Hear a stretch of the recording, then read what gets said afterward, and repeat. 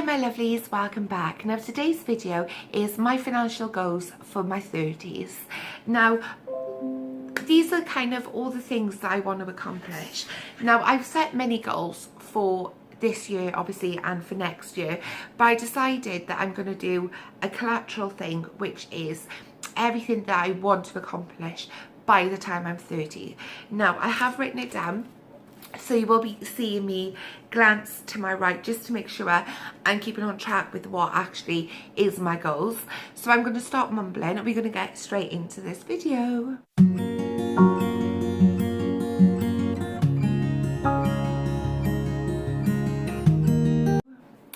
Okay guys, so I've put down 10 goals that I want to do for when I'm 30. So number one is be debt free. So completely debt free, have no debt whatsoever. And I'm giving myself 2 years. Well, 1.5, because I will be 29 next month in July. So I'm gonna get going. So I want to be completely debt free. Number two is I want to have a good credit score.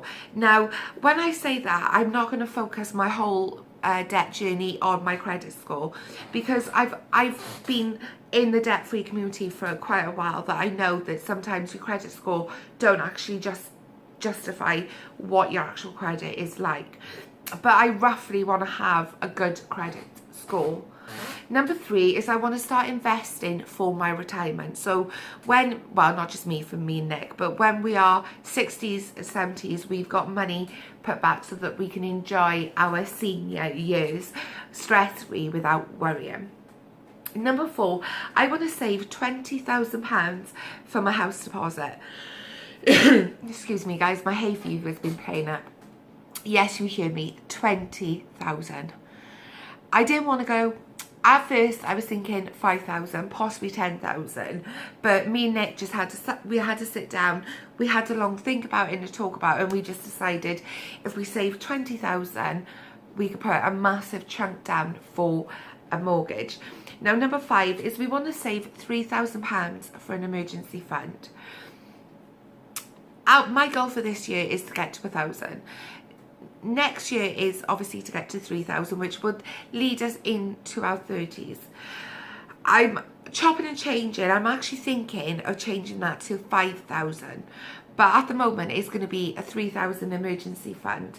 Number six is pay for our wedding in cash. No credit used, no debt, nothing. Now, we are planning our wedding. It was supposed to be this year, but with the coronavirus, we've had to put it back, so it gives us more time to save. But my dream is to fully fund our wedding in cash and just not get in any debt or use any sort of credit. Number seven is to become a homeowner. It's our dream to own our own home. So this is definitely something that I want to do by the time I'm 30. Now, number eight is have sinking funds for large purchases. So anything large that we want, then obviously just fully fund the sinking fund.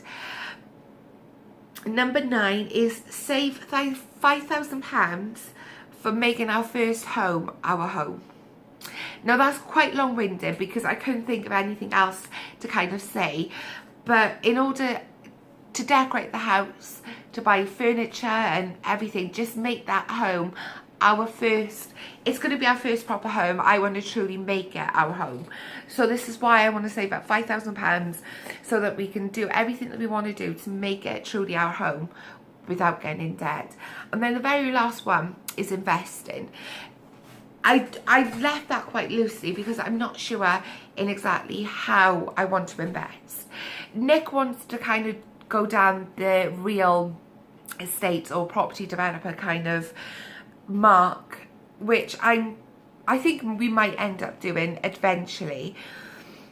I would like to say I want to be it might be an overreach of a goal, but I do want to start investing before I actually reach 30 and possibly becoming a property developer.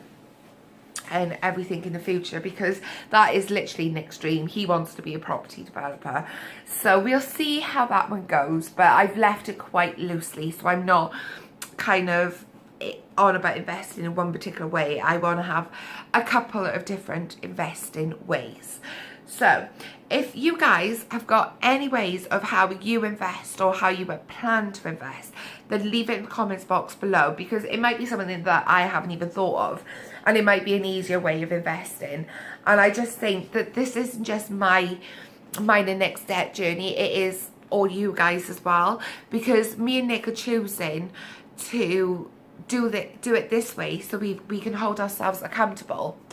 But we also choose to do this so that when we debt free, when we go our own home, everything, we can look back at these videos and be like, we've done really, really, really well.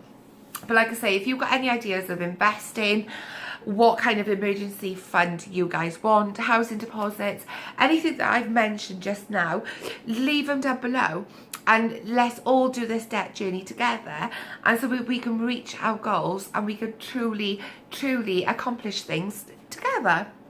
So this is my list of things I want to do by the time I'm 30. Nick is already 34 and everything, but this is obviously a collateral, it's a joint thing, it's mine and Nick's, but these are the things personally that I want to achieve.